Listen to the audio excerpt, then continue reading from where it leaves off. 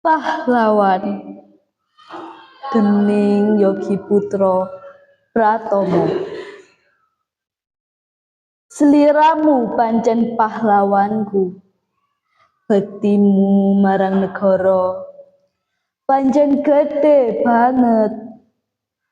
Panas udan ora dadi alangan, mung kanggo negara sliramu ninggalake sanak sedulur supaya negara kita merdeka.